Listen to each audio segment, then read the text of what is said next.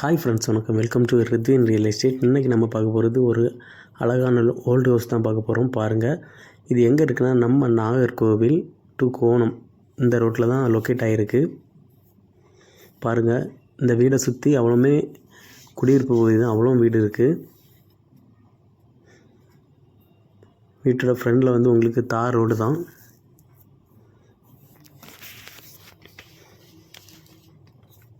இது வந்து மொத்தம் உங்களுக்கு வந்து 3 சென்டில் வந்துடும். 3 சென்ட் இருக்குது. 4 BH, 4 பெட்ரூம் இருக்குது. ஹாலு, கிச்சன் எல்லாமே இருக்குது. பக்காவாக இருக்குது.